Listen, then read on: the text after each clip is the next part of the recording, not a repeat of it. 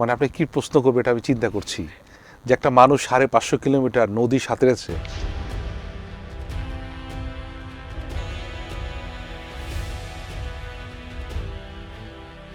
আমি মূলত প্রতিদিন ২০ থেকে ২২ কিলোমিটারের মতো সাঁতরিয়েছি। আসলেই কি সম্ভব? আপনি এতটুকু সাঁতরে এসছেন? আচ্ছা, আসলে কি আপনি ওখান থেকে সেই কুড়িগ্রাম থেকে সাঁতরে এখানে চলে এসছেন?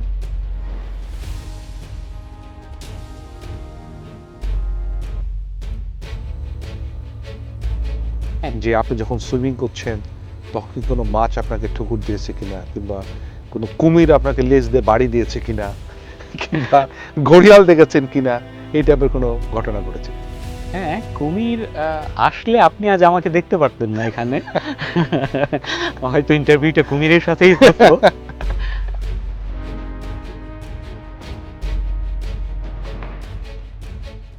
আমরা তো অনেকবার যাই, জাহাজে যাই, নৌকায় যাই, কিন্তু সাঁতরে সেন্ট মার্টিনে যাওয়া এটা একটা অনেক বড় বিষয়। বড় বিষয়।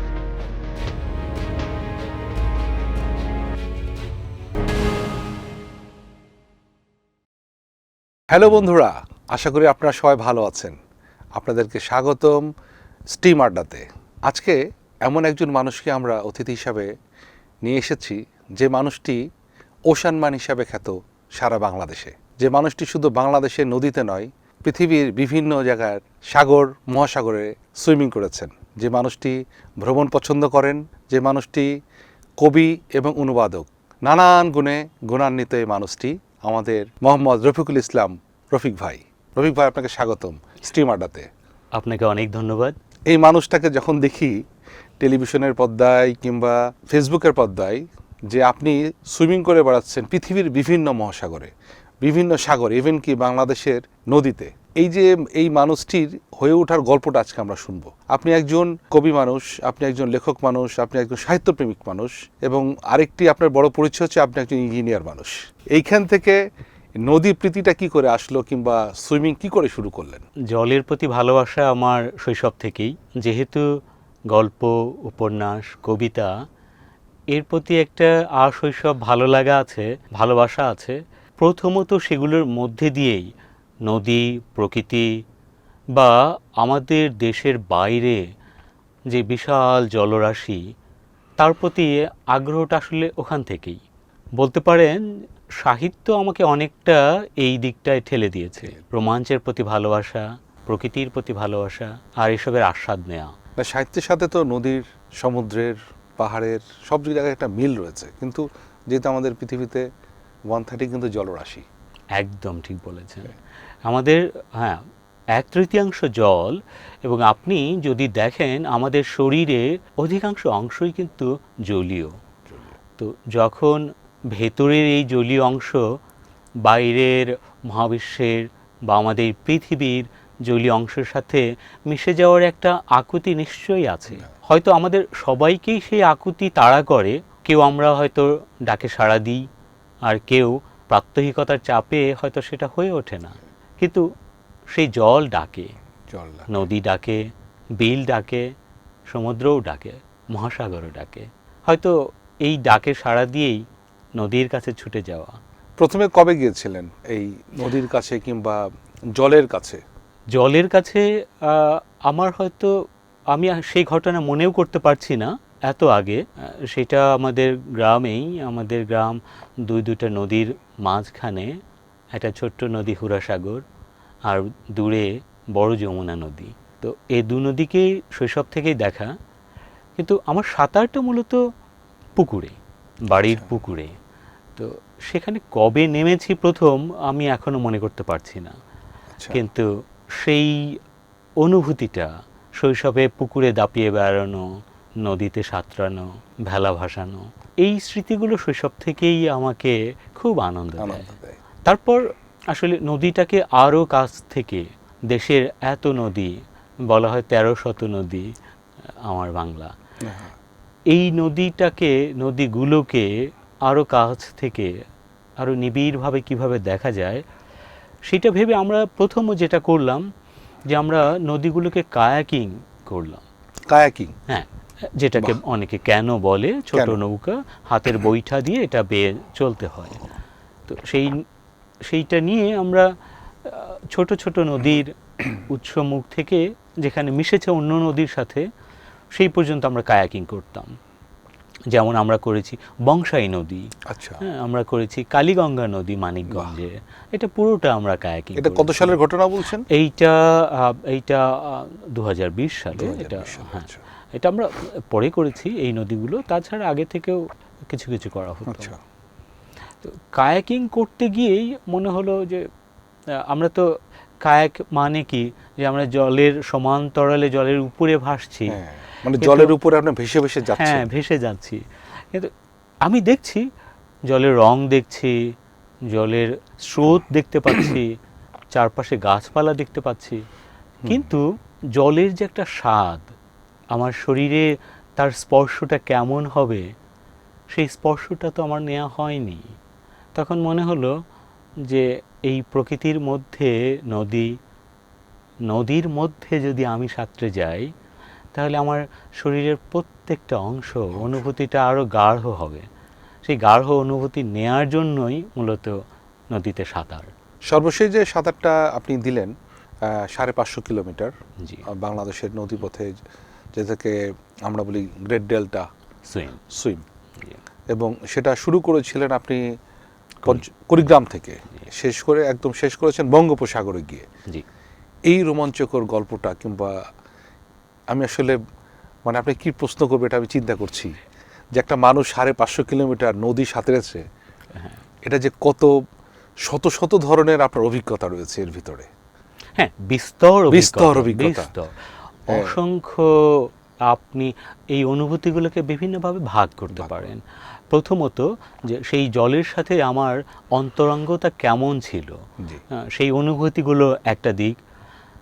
সেই নদীর পাশে যে মানুষ বাস করেন তাদের আতিথেয়তা কেমন ছিল সেইটা অন্য আর একটা বিষয়। তারপর আমাদের নদী আমাদের বাঙালি জীবনের সাথে কত ওতপ্রোতভাবে জড়িয়ে আছে এই জিনিসটা আবার অন্য আরেকটা বিষয়। বিষয়, আমরা right. অসংখ্য বিষয় নিয়ে আলাপ কথা বলতে পারি আসলে। এটা সবার থেকে প্রিয় যেটা, এই যে নদী এবং নদী পাড়ের মানুষ, এরা আমাকে সবচাইতে বেশি টেনেছে। আচ্ছা, আপনি এটা কতদিনে শেষ করেছেন, কোথা থেকে শুরু করলেন, আপনার উল্লেখযোগ্য কিছু ঘটনা এই টাইপের দিয়ে আমরা শুরু করতে পারি কিনা? হ্যাঁ, আমরা শুরু করেছি কুড়িগ্রামে ব্রহ্মপুত্র নদী যেখানে প্রবেশ করে, আচ্ছা, সেই একটা চর, সেটার নাম ঝুনকার চর। সেই চর থেকে 21শে ফেব্রুয়ারি 2025, অর্থাৎ এবছরে একদম ঘটনা। এবছরে 21শে ফেব্রুয়ারি তো আমরা শুরু করি। এবং 21শে ফেব্রুয়ারি বলে আমরা ভাবলাম এই দিনটা যদি 21 কিলোমিটার সাঁতরানো যায় তাহলে বেশ একটা মজার, একটা চমৎকার একটা ব্যাপার হয়। Right. তো সেই থেকে আসলে আমরা সকালে আমি নামি, আমার সাথে একজন কায়াক চালান, নওশাদ নওয়াজ, আচ্ছা, তো উনি কায়াক করেন এবং আমি সাঁতরাই। এভাবে আমরা যখন 21 কিলোমিটার শেষ করলাম তখন মনে হলো যে আসলে এইটা আমরা পুরোটাই শেষ করতে পারবো হয়তো, আচ্ছা, একটা লম্বা সময় নিয়ে এটা শেষ করা যাবে। রাইট। তো সেইটা আসলে শুরু, এবং আমাদের 25 দিন লেগেছে। 25 দিন। হ্যাঁ, ব্রহ্মপুত্র, যমুনা, পদ্মা, মেঘনা হয়ে একদম হাতিয়ার পেরিয়ে বঙ্গোপসাগরে। আচ্ছা, এই যে এই লম্বা একটা জার্নি, এটা 25 দিন, এই 25 দিন আপনি থেকেছেন কোথায়, কিংবা খেয়েছেন কিভাবে, সুইমিং করেছেন কতক্ষণ? আমি মূলত প্রতিদিন 20 থেকে 22 কিলোমিটারের মতো সাঁতরিয়েছি, এবং শুরু করেছি সকালে, হয়তো দুপুরের দিকে একটা বিরতি নিয়েছি, এরপর আবার নেমে বিকেলে শেষ করেছি। এইটা একটা বিষয় যে এই 550 কিলোমিটার কিন্তু কোনোভাবেই একটানা নয়। এইটা আমার পক্ষে সম্ভব না। সেটা অনেকে মনে করতে এটা পারে যে অনেকে মনে করতে পারেন, কিন্তু এইটা আমার জন্য অসম্ভব। পৃথিবীতে হয়তো মানে এমন কেউ আছেন যারা করতে পারেন, কিন্তু আমি যে খুব ভালো সাঁতারু, আমি দেশের সেরা সাঁতারু, এটা মোটেও নয়। আমি খুবই সাধারণ মানের সাঁতারু, কিন্তু সেই সাঁতার পানির প্রতি ভালোবাসা আছে বলেই হয়তো এগুলো করে বেড়াই। তো আমার থেকে অনেক ভালো সাঁতারু আমাদের দেশে আছে, রাইট। অনেক ভালো সাঁতারু। কিন্তু প্রকৃতিকে ভালোবেসে এইভাবে নতুন একটা মাধ্যমে প্রকৃতিকে, আর একটু কাছে প্রকৃতির থেকে স্বাদ নেওয়া, আস্বাদন, এইটা আমার কাছে মনে হয়েছে যে অভিনব একটা পন্থা হতে পারে। আপনার দ্বিতীয় যে প্রশ্নটা ছিল যে আর কি অনুভূতি এগুলোর সাথে, এই যে আমরা বিরতি নিতাম দুপুরে একবার, তখন শুরুর দিকে আমাদের শুধু কায়াকটাই ছিল, আর কিছু ছিল না। যখন মানে আপনি বিরতি নিতেন মানে কি, সুইমিং শেষ করে আপনি জাস্ট কায়াকে ওটা বিশ্রাম নিতেন? জাস্ট নদী তো, নদীতে অসংখ্য চর থাকে, আমরা একটা ভালো আচ্ছা, সুন্দর চরে। চর, ঝকঝকে একটা চর দেখে আচ্ছা, ওখানে আচ্ছা। থেমে যেতাম। আচ্ছা। এবং আমার শরীরের ক্লান্তি মোচনের জন্য আমি হয়তো সেই চরে শুয়েও থাকতাম। এর থেকে বড় আনন্দ, বড় বিশ্রাম আমার মনে হয় খুব বেশি নেই তখন তো আমার জীবনে। আপনার চেহারাটা মনে হয় এত চকচকে ছিল না, নিশ্চয়ই রোদে পুড়ে হ্যাঁ, ঝলসে গিয়েছিলেন, কিংবা আরো অন্য কিছু হয়েছিল কিনা? জি, আমার চেহারাটা এরকম চকচকেই ছিল, আচ্ছা, কিন্তু আচ্ছা। সূর্য আমার থেকেও চকচকে। তো সে আমার চকচকে সহ্য করতে পারেনি, হ্যাঁ, আচ্ছা, আমার আচ্ছা। রং পুরো পাল্টে দেয়। আচ্ছা, আচ্ছা। আমি জ্বলে গেছি আচ্ছা। রোদে পুড়ে, পুড়ে। বিশেষ করে আমার পিঠের দিকে, কারণ ওইটা তো বেশি, বেশি হ্যাঁ, affect সূর্যের করেছিল। তাপ পেয়েছে, আলো পেয়েছে।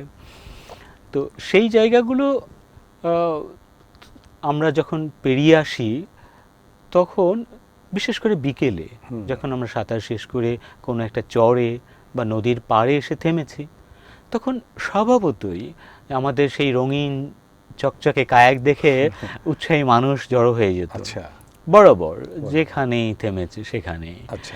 এবং আমাদেরকে বিস্তর প্রশ্ন করতো এবং কৌতূহল নিয়ে কিরকম প্রশ্ন করতো? প্রশ্ন করতো যে আসলেই কি সম্ভব, আপনি এতটুকু সাঁতরে এসছেন, আচ্ছা।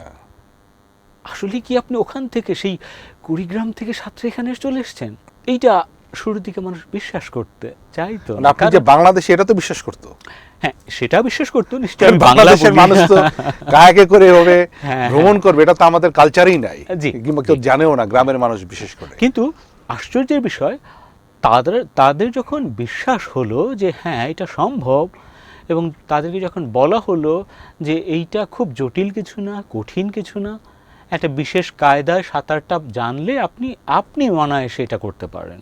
রাইট। তো তখন যখন এগুলো বলা হতো, তখন সেই বিস্ময়টা চোখে মুখে টের পেতাম। এবং আরও মজার ব্যাপার হলো যে আমরা কোথায় থাকবো এটা যখন তারা জানলেন যে আমাদের থাকার জায়গা নাই, তখন তারা আমাদেরকে ঘরে নিয়ে যান। আচ্ছা, আচ্ছা। এবং তাদের চরের ঘর, আপনি জানেন যে হয়তো একটা বা দুটা ঘর থাকে তাদের, আচ্ছা। এবং সেটা খুবই সাময়িক। আচ্ছা। এবং প্রতি বছর তাদের এই ঘরগুলো ভেঙে অন্য জায়গায় নিতে হয়, কারণ Definitely. নদী বন্যার সব কারণে, কিছু হ্যাঁ। গ্রাস করে নেয়। সেই একটা বা দুটো ঘর, হয়তো একটা তাদের শোবার ঘর, অন্যটা রান্নাঘর, অনেক জায়গায় হয়েছে তারা আমাদের নিয়ে তাদের শোবার ঘরে রেখেছেন, তারা নিজেরা রান্নাঘরে থেকেছেন। এই যে বাহ, কি মানুষের ভালোবাসা! জি, আমি বা আমরা তাদের কিন্তু তেমন পরিচিত নই, কিন্তু এবং আমাদের মানুষের- যেটা আছে যে চরের মানুষজন সাধারণত একটু হিংস্র হয়, কিংবা তাদের চিন্তা চেতনা একটু ডিফারেন্ট হয়, কিন্তু আপনার কাছে যেটা শুনছি সেটা পুরোটাই অপোজিট। হ্যাঁ, আমি ঠিক হিংস্র বলবো না, আমি বলবো সংগ্রামী। সংগ্রামী। তারা ভীষণ সংগ্রামী হয়, প্রতিনিয়ত জীবনের সাথে যুদ্ধ করতে হয়, নদীর সাথে যুদ্ধ করতে হয়, প্রকৃতির সাথে যুদ্ধ করতে হয়। এই যুদ্ধ করতে করতে তাদের ভেতরে একটা সংগ্রামী চেতনা আমরা টের পাই। আমরা হয়তো অনেক সময় ভুল করে বসি যে এইটা হয়তো তাদের একটা হিংস্রতা প্রকাশ পাচ্ছে। তারা তাদের জীবনটা টিকিয়ে রাখার জন্য, বেঁচে থাকার জন্য তাদের এই সংগ্রামী রূপটা আমরা হয়তো দেখি, কিন্তু তাদের ভেতরে সেই জলের ধারার মতোই একটা মায়া, একটা স্নেহ, এই ধারাটা আমি টের পেয়েছি বরাবর। এবং এটা আমরা যারা শহরে থাকি তারা আমরা অনেকেই চিন্তা করতে পারবো না যে কি দরদ দিয়ে, কি আতিথেয়তায় তারা আমাদের বরণ করেছেন, তারা আমাদেরকে থাকতে দিয়েছেন। এই জিনিসটা আমার মনে হচ্ছে যে এই ভ্রমণটার বা এই অভিযানের একটা বড় অংশ, একটা বড় ব্যাপার আমার জন্য। আমরা তো পথে নামলেই যে কোনো দেশেই যখন অ্যাডভেঞ্চারে নামি নতুন নতুন মানুষ, নতুন নতুন কালচার, আমরা অনেক কিছু দেখতে পাই। তো আমরা এই নদীর পাড়ের মানুষগুলোর সাথে আসলে ওইভাবে মিশার আমাদের খুব একটা সৌভাগ্য হয় না, জি, যেটা আপনার হয়েছে। নদীর ভিতরের গল্প একটু বলেন।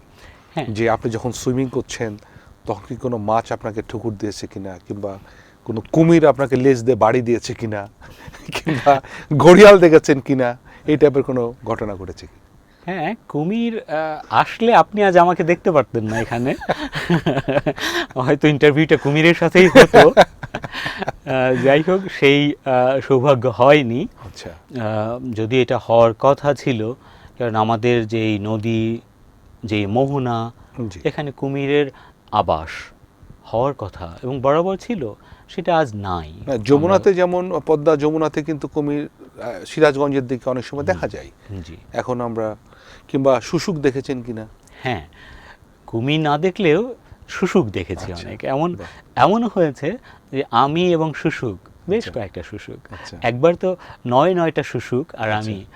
আমি মাঝখানে, শুশুকগুলো আমার Wow. চারপাশে সাঁতরাচ্ছে। একটু দূরত্ব রেখে, এবং তারা যে আমাকে লক্ষ্য করে সাঁতরিয়েছে, আমি যদিও ভালো টের পাইনি, কিন্তু আমার সাথে কায়াকে যিনি ছিলেন তিনি দেখেছেন আচ্ছা, যে শুশুক এবং আমি আচ্ছা, আচ্ছা। সাঁতরাচ্ছি। বাহ, মানে আপনাকে স্কোয়াড দিয়ে নিয়ে যাচ্ছে। বলতে পারেন। অন্য যে জলজ, যেমন উদ্ভিদ তো আমরা পেয়েছি, বিভিন্ন ধরনের শ্যাওলা আমার আচ্ছা। পা জড়িয়ে ধরেছে, আচ্ছা। হাতে লেগেছে, আচ্ছা, তার ঘ্রাণ আমি পেয়েছি। আচ্ছা। এছাড়া ছোট ছোট উদ্ভিদ। আপনি যখন সুইমিং করতেন তখন তো চোখ তো পানির নিচে থাকতো, আপনি কিছু দেখতে পেতেন কোনো কিছু, নাকি পুরো ঘোলা ছিল? মানে আমাদের পানি তো ঘোলা সাধারণত, আমাদের নদীর পানিগুলো। হ্যাঁ, আমাদের কোথাও কি নদীর স্বচ্ছতা? পানিতে যেহেতু অনেক পলি, পলি। এই জন্য খুব বেশি দেখা যায় না। আচ্ছা। যেই অংশের পানি মোটামুটি স্বচ্ছ, কিছুটা দূরত্ব, ১-২ ফুট দূরত্ব হয়তো দেখা আচ্ছা। যায়, আর তাছাড়া পুরো ঘোলাটে ঘোলাটে পানি। এবং আমি মূলত কিছুই দেখিনি। আচ্ছা। সেই ঘোলাটে অবয়ব ছাড়া আচ্ছা। আর কিছুই দেখা যায়নি।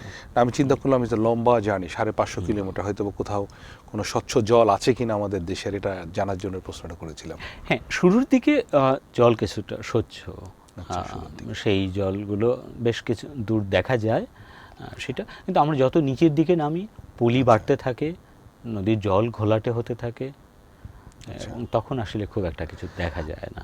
কোনো কি অ্যাডভেঞ্চার যেহেতু আপনি করছেন, এর ভিতরে ভালো খারাপ সব ঘটনা থাকে, মানে কোনো ঝড়ো আবহাওয়া কিংবা এই টাইপের কোনো কিছু জায়গায় পড়েছিলেন কিনা, প্রাকৃতিক দুর্যোগ কিংবা হ্যাঁ। অনেক বড় ওয়েভ, মানে ঢেউয়ের মধ্যে পড়েছেন কিনা?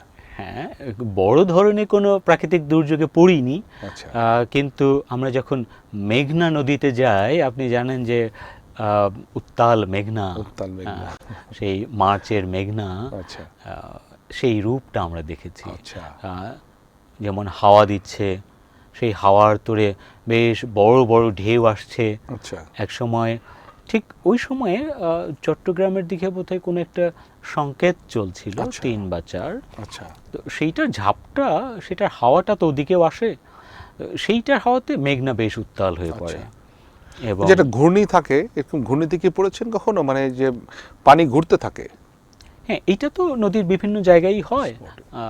এটা নদীর তলায় যে স্তর, সেই স্তরের বিভিন্ন উচ্চতার পার্থক্যের জন্য ঘূর্ণিটা তৈরি হয় অনেক সময়, আচ্ছা। বা স্রোতের প্রভাবে হয়। সেটাও আমরা পড়েছি, কিন্তু আমি যেটা বলছিলাম যে সেই যে মেঘনার উত্তাল ঢেউ, সেই ঢেউয়ে পড়েছে। ঢেউ পড়েছিল। এবং সেই ঢেউ আমার পাশে কায়াক থাকার কথা, সে কায়াকের সাথে আমার বেশ দূরত্ব হয়ে যায়, কোনোভাবেই কায়াক আমার কাছে আসতে পারছে না, আমিও তাদের কাছে যেতে পারছি না। আমাদের সাথে যে বড় নৌকো ছিল, সেই নৌকোটা এমনকি আমাদের খুঁজে পাচ্ছে না, তারা কোনো এক কারণে পিছিয়ে পড়েছিল। আচ্ছা, আচ্ছা। এবং আমরা এভাবে, আমি কায়াককে দেখিনি প্রায় ১৫ থেকে ২০ মিনিট। ও, তো তার মানে বেশ দূরত্বেই হ্যাঁ, ছিল। বেশ দূরত্ব ছিলাম, এবং ঢেউয়ের জন্য আমরা দূরে কোনো কিছু দেখতে পাচ্ছি না। ও। কিন্তু নৌকাটাও বেশ আমাদের দূরে ছিল, প্রায় 1 ঘন্টা লেগেছে আমাদের খুঁজে বের করতে। মনে হয়েছে এটা আসলে নদী না, এটা আমি সমুদ্রে এসে পড়েছি। আমরা এটা কি মোহনার কাছাকাছি ছিল? হ্যাঁ, মোহনা, মেঘনা মোহনা থেকে আরেকটু নিচের দিকে গেলে আচ্ছা, যে আচ্ছা, অংশটা সেইখানে তজুমুদ্দিনের এই পাশটার। আচ্ছা, মানে এটা কি নিঝুম দ্বীপের আশেপাশে বলছেন? হ্যাঁ, নিঝুম দ্বীপের, হ্যাঁ, নিঝুম দ্বীপ থেকে একটু উপরের দিকে। মানে সমুদ্রের কিছু হাওয়া রয়েছে আর কি এই জি, জায়গাটাতে জি, আর কি। হ্যাঁ। এবং সেই পানিগুলো আমি টের পেয়েছি লবণ পানির স্বাদ। নদী কিন্তু সমুদ্র কাছে থাকার জন্য লবণ পানির স্বাদটা পাওয়া গেছে। আপনি কি বাংলা চ্যানেল পাড়ি দিয়েছেন? জি, এবং এই মেঘনা এসে আমার বাংলা চ্যানেলের কথাই মনে পড়েছে। আচ্ছা। কারণ সেই বঙ্গোপসাগরের উত্তাল ঢেউ আমার আবার মনে হয়েছে মেঘনার ঢেউ দেখে। সেই ঢেউ আমাকে নিয়ে খেলছে, আমিও সেই ঢেউয়ে নিজেকে ছেড়ে সঁপে দিয়েছি, দিচ্ছেন, আচ্ছা। সঁপে দিয়েছি। হ্যাঁ, বাংলা চ্যানেলটা ঠিক কোন জায়গা থেকে কোন জায়গাটাকে বলা হয়? বাংলা চ্যানেলটা 16.1 কিলোমিটারের একটা সাঁতার, আচ্ছা, টেকনাফ থেকে সেন্ট মার্টিন। Saint Martin. হ্যাঁ, এইটা প্রতি বছরই হয় এবং খুব একটা উৎসবমুখর পরিবেশে এই সাঁতারটা হয়। আচ্ছা, কারণ আমাদের এত চমৎকার একটা চ্যানেল যেটা এতদিন এই সাঁতারের জন্য ব্যবহার করা হয়নি। আচ্ছা, আচ্ছা। তো সেই হিসেবে সমুদ্রটাকে কাছ থেকে দেখার অভিজ্ঞতা আমাদের হয়। আচ্ছা। সেই সাগর পেরিয়ে যাওয়া, বিশাল ঢেউ মারিয়ে যাওয়া, দূরে দেখা যায় সেন্ট মার্টিন। আচ্ছা, তো তাকে লক্ষ্য করে আমরা তো অনেকবার যাই, জাহাজে যাই, নৌকায় যাই, কিন্তু সাঁতরে সেন্ট মার্টিনে যাওয়া এটা একটা অনেক বড় বিষয়। বড় বিষয়। আচ্ছা, আপনি তো বাংলাদেশ নিয়ে গল্প করলেন, কিন্তু আপনি তো ইন্টারন্যাশনাল সাঁতারু। যতটুকু শুনেছি, যতটুকু জেনেছি, বাংলাদেশ ছাড়াও আপনি বিশ্বের বিভিন্ন দেশে গিয়ে সুইমিং করেছেন এবং সবচেয়ে বড় কথা আপনি অ্যান্টার্কটিকাতে গিয়েও সুইমিং করেছেন। সেই গল্প আমরা শুনবো অ্যান্টার্কটিকাটা সবার পরে। কিন্তু বাংলাদেশের বাইরে আর কোন কোন দেশে এবং কোন কোন সাগরে আপনি সাঁতার কেটেছেন? হ্যাঁ, আমার খুব বেশি যে সাঁতরানো হয়েছে তা নয়। আমি দুবাইতে পারস্য উপসাগরে একটা ওশানম্যান দুবাই, সেটাতে সাঁতরাই। ওশানম্যান দুবাই। ওশানম্যান ওটার দুবাই। পরে কি আপনার নাম ওশানম্যান হয়েছে? আমি জানি না ওশানম্যান আমার নাম আদৌ হয়েছে কিনা, কারণ ওশানম্যান খুব বড় একটা ব্যাপার। আচ্ছা। আমি তো সামান্য একটা ওশানম্যানের অংশ নিয়েছি, তো সেইটা আমার সাথে যায় না সেই বিশেষণ। যদিও আমি সাঁতার পছন্দ করি, সেটা ভিন্ন বিষয়, কিন্তু ওশানম্যান দাবি করার মতো সক্ষমতা আমার হয়নি এখনো। আমি দুবাইতে সাঁতরিয়েছি, ইন্দোনেশিয়ার বালিতে, আচ্ছা, আর অ্যান্টার্কটিকাতে তো সেই সৌভাগ্য হয়, আপনি নিজেও ছিলেন সেখানে। আমার দেখার সৌভাগ্য হয়েছে। জি, নিশ্চয়ই, সেটা আমাদের সৌভাগ্য। পারস্য সাগরে যে আপনি সুইমিংটা করলেন, ওটার অভিজ্ঞতা কেমন ছিল? হ্যাঁ, ওইটা আসলে যদিও সাগরের সাঁতার, কিন্তু ওরা আসলে এত নিরাপত্তা মেনে সাঁতারের আয়োজনটা করে আচ্ছা। যে সাগরের সেই উত্তাল রূপ আর দেখা যায় না। যেই জায়গাটাতে সবচাইতে শান্ত, সবচাইতে স্থির পানি, সেখানেই ওরা সাঁতারের আয়োজন করে। তো সেখানে আমি কখনোই বঙ্গোপসাগরে সেই উত্তাল রূপ দেখিনি, এমনকি আমাদের মেঘনার যে রূপ সেটাও পাইনি। সেটাও পাননি। তার মানে আরো রিল্যাক্সে আপনি এটা swimming খুবই করেছেন। খুবই সহজের একটা সাঁতারের আয়োজন। এটা নিরাপত্তা মেনে করে, যেখানে সবচাইতে শান্ত সমুদ্র সেখানেই করে। তো সেইখানে আসলে ওই বাংলা চ্যানেল মেঘনা সাঁতারের অভিজ্ঞতার সাথে সেটা কিছু নয়। আপনি কবিতা ভালোবাসেন, উপন্যাস ভালোবাসেন, আপনি অনুবাদ করতে ভালোবাসেন, আপনি অনুবাদ করেওছেন। এই অনুবাদ করা সাহিত্য থেকে আপনি এই সুইমিং করা, অ্যাডভেঞ্চার, এই দুটোকে কিভাবে আপনি একসাথে মেনটেন করেন কিংবা চিন্তা করেন? জি, আমরা শুরুর দিকেই কথা বলছিলাম যে সাহিত্য মানুষকে প্রকৃতির সাথে মিশিয়ে দিতে চায়, সাহিত্য মানুষকে রোমাঞ্চপ্রিয় করে তোলে। জি, হয়তো সেই সাহিত্য রোমাঞ্চপ্রিয় করে তোলে, আবার রোমাঞ্চ সাহিত্যকে কাছে টানে। এই যে পারস্পরিক একটা টানাপোড়েন, একটা মিথস্ক্রিয়া, এতেই মনে করেন আমি আনন্দটা খুঁজে পাই। রাইট। আমার জীবন বহুমুখী হয়ে ওঠে এখানে। একটা আমার রোমাঞ্চপ্রিয় একটা জীবন, জি, অন্যটা সেই যে শিল্পী সাহিত্যিকদের অন্তর্জগৎ, অন্তর্জীবন। এই দুই জীবনটাকে আমি আমার জীবনের সাথে মেশাতে চাই বরাবর। আচ্ছা, বাহ। হয়তো সেখান থেকেই এই আপনার এক হয়ে অনুবাদ যাওয়া। সম্বন্ধে যদি কিছু বলতেন। আমি একটা বই অনুবাদ করেছি, জি। সেটা লাতিন আমেরিকার লেখক এদুয়ার্দো গালেয়ানো, আচ্ছা, তার চিলড্রেন অফ দ্য ডেইজ নামে একটা বই, সেটা আমি কালের সন্ততি নামে অনুবাদ করেছি। বাহ।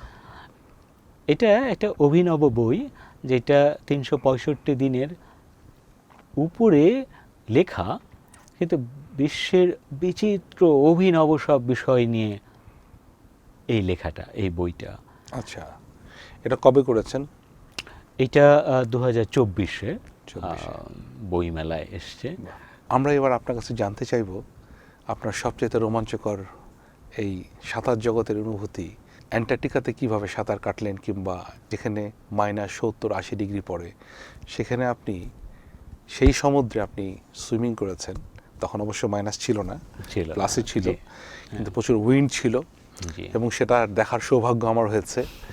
আপনি খুব চমৎকারভাবে সুইমিং করে গিয়েছিলেন এবং সাঁতরে চলে এসেছেন। এই অভিজ্ঞতাটুকু যদি বলতেন। এইটা একটা অসাধারণ অভিজ্ঞতা। অ্যান্টার্কটিকা পেনিনসুলাতে যাওয়াটাই একটা বড় অভিজ্ঞতা। এত একটা স্বপ্নের জগৎ, একটা একটা মায়াবী জগৎ, সেখানে যাওয়া, সেখানে থাকা, দেখাটাই একটা বড় অভিজ্ঞতা, বড় আনন্দের ব্যাপার। তারপর যখন সুযোগ হলো সেই অ্যান্টার্কটিকা পেনিনসুলার একটা জায়গায় সেই দক্ষিণ মহাসাগরের জলে নামার, সেটা অসাধারণ অভিজ্ঞতা। যদিও ঠিক তখন তাপমাত্রা হয়তো 1 থেকে 2 ডিগ্রি সেন্টিগ্রেড ছিল, কিন্তু জলের 1 থেকে 2 ডিগ্রি সেন্টিগ্রেড তাপমাত্রা কিন্তু জলের উপরের থেকে বেশি ঠান্ডা লাগে, কারণ সে খুব দ্রুত আমাদের শরীরের তাপ শুষে নেয় এবং আমরা খুব বেশি শীত অনুভব করি। তো সেই জায়গাটাতে সেই সাঁতারের অভিজ্ঞতাটা, আমি হয়তো এতটাই উত্তেজিত ছিলাম, এতটাই উদ্গ্রীব ছিলাম যে নামার আগে আমার ঠান্ডাটা আসলে আমার টের পাওয়া হয়নি।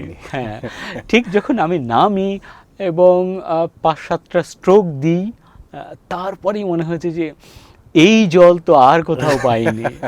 এটা না নদীর, না অন্য সাগরের, না আর কোথাও না। এইটা আমার শরীরকে একদম মানে চারপাশ থেকে চেপে ধরছে। আমার মনে হচ্ছে যে আমার রক্ত কণিকাগুলো এই জলের স্পর্শ, হিমশীতল স্পর্শটা পাচ্ছে।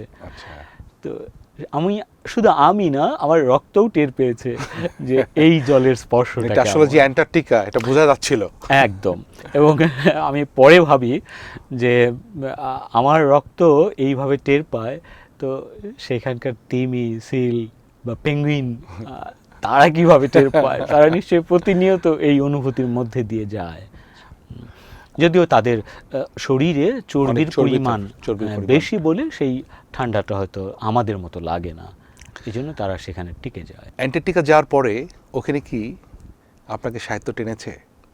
নিশ্চয়ই, নিশ্চয়ই আমাদের সবাইকেই টেনেছে। কারণ আমরা যেই জাহাজটাতে যাই, সেই জাহাজে একটা লাইব্রেরি ছিল, বিচিত্র ধরনের বই ছিল, তো সহজেই আমরা সাহিত্যের কাছাকাছি যেতে পারি, সেটা একটা সুযোগ। আর আমার যেহেতু এমনিতেই ভালো লাগে, তো সেই হিসেবে সেইটার সাথে আমি আসলে একটা সম্পর্ক খুঁজে বের করার চেষ্টা করেছি। যেমন আমরা উশুয়াইয়া থেকে ফকল্যান্ড আইল্যান্ডে যাই, সেখান থেকে সাউথ জর্জিয়াতে যাই, এবং এই যে পথের সাগর, দক্ষিণ মহাসাগর, সেই চারদিকে কিচ্ছু না, পানি আর পানি। আপনি জানবেন স্যামুয়েল টেইলর কলরিজের একটা কবিতা আছে, the rhyme of ancient mariner, চারপাশে পানি।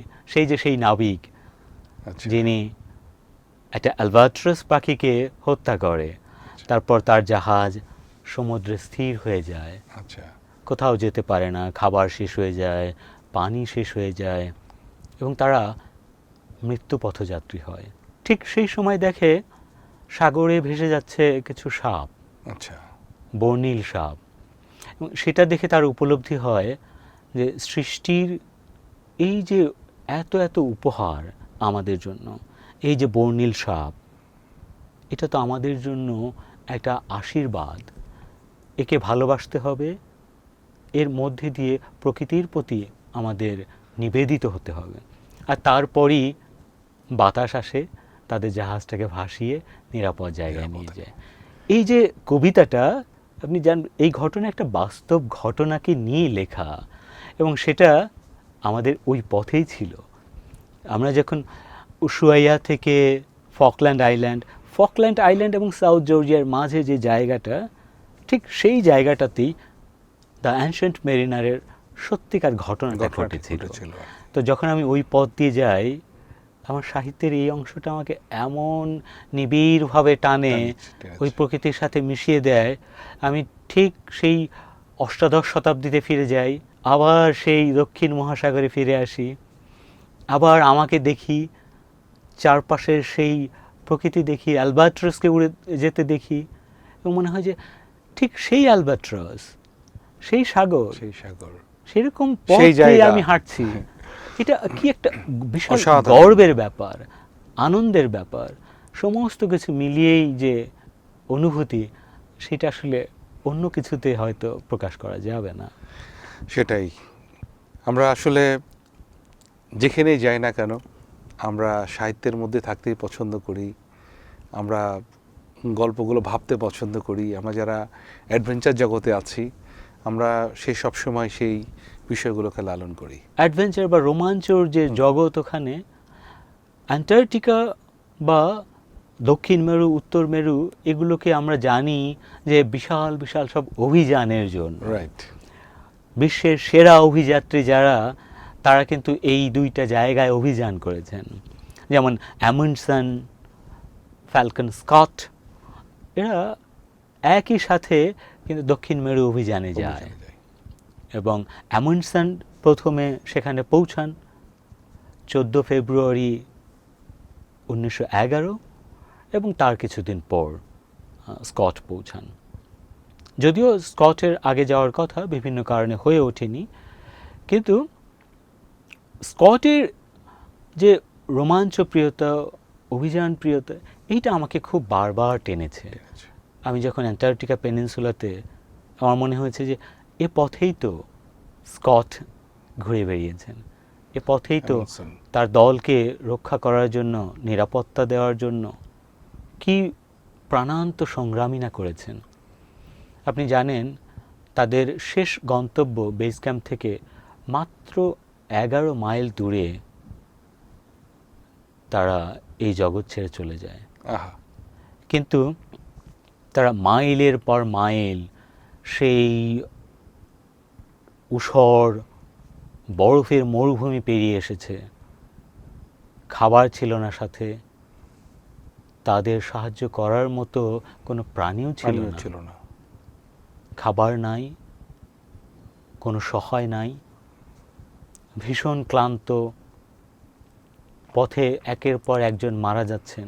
শেষ পর্যন্ত 3 জন, তারা অনেক দূর চলে আসেন। স্কট, উইলসন অ্যান্ড বাওয়ার্স, এ 3 জন বেস ক্যাম্প থেকে 11 কিলোমিটার দূরে একটা তাঁবু খাটায়। তাঁবু খাটানোর মতো শক্তি শেষ পর্যন্ত তাদের ছিল না।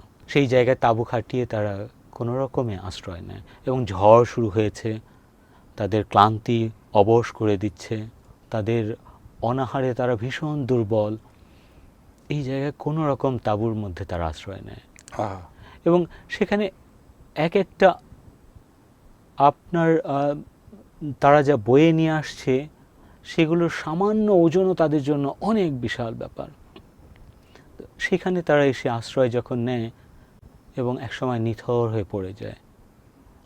অনেক দিন পর মানুষ গিয়ে দেখে সেই তাঁবুতে তারা তাদের নিথর দেহ।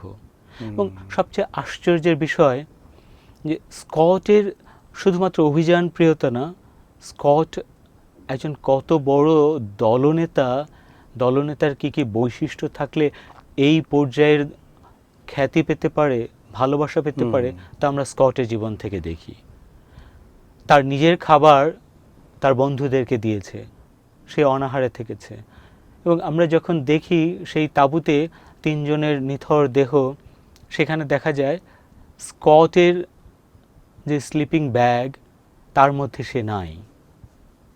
উইলসনকে দেখা যায় সেই স্কটের স্লিপিং ব্যাগের মধ্যে, আচ্ছা, এবং তারটা সহ দুটো। স্কটের পায়ে তার জুতো ছিল না, সেই জুতোটা বাওয়ার্সের পায়ে পরানো ছিল।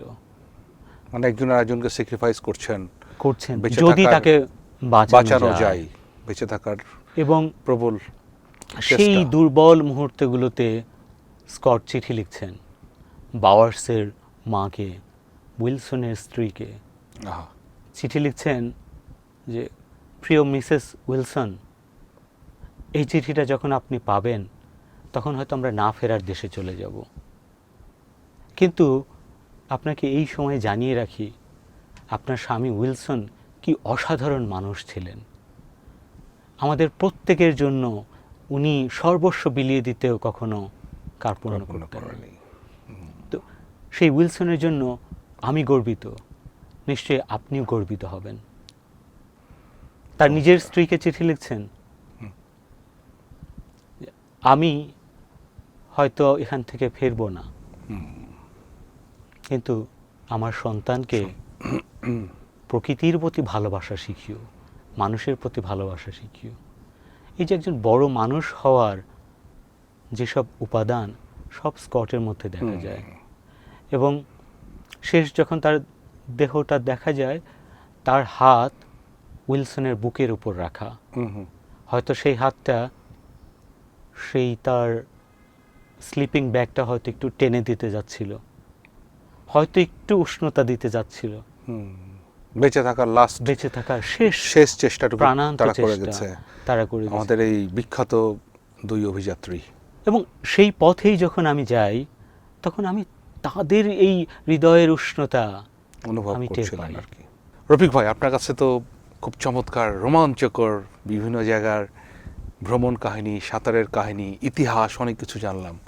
এই বাংলাদেশের তরুণ প্রজন্মদের উদ্দেশ্যে যদি আপনি কিছু বলতেন। হ্যাঁ, আমাদের তরুণ প্রজন্ম ভীষণ সম্ভাবনাময়, এত উদ্যম এদের মধ্যে, এত প্রাণ এদের মধ্যে। শুধু দরকার এই উদ্যম, এই প্রাণ প্রকৃতির সাথে কোনো না কোনোভাবে মিশিয়ে দেয়া, রোমাঞ্চের সাথে কোনো না কোনোভাবে মিশিয়ে দেয়া। কোনোভাবে যদি সেই উদ্যম প্রাণ আর আমাদের দেশ বিস্তৃত যে নদীমালা, যে শ্যামল বাংলা, এর প্রতি যদি প্রেমটা জাগিয়ে দেয়া যায়, আমার দৃঢ় বিশ্বাস বাংলাদেশ জেগে উঠবে। রফিক ভাই, আপনাকে অসংখ্য ধন্যবাদ আপনার জীবনের এই চমৎকার রোমাঞ্চকর গল্পগুলো আমাদের সাথে শেয়ার করার জন্য। আমি আশা করব যে নতুন প্রজন্ম এখান থেকে অনেক কিছু শিখবে এবং আপনার পথে হাঁটবে। আপনাকেও ধন্যবাদ, ঢাকা স্ট্রিমকে অনেক অনেক ধন্যবাদ এই চমৎকার আয়োজন করার জন্য। বন্ধুরা, আপনারা তো দেখলেন কি চমৎকারভাবে আমাদের মোহাম্মদ রফিকুল ইসলাম ভাই বাংলাদেশের নদী থেকে সাঁতার কেটে অ্যান্টার্কটিকার দক্ষিণ মহাসাগরে গিয়ে সাঁতরিয়েছেন। মানুষ চাইলেই সব কিছুই পারে। আমি আশা করব আমাদের এই প্রোগ্রাম দেখার পরেই বাংলাদেশের প্রতিটি জেলা থেকে অ্যাটলিস্ট একটি করে অ্যাডভেঞ্চার প্রিয় মানুষ তৈরি হোক। আপনাদের সাথে আবারও দেখা হবে ট্রাভেল স্ট্রিমের আড্ডায় অন্য কোনো অতিথির সাথে। ধন্যবাদ।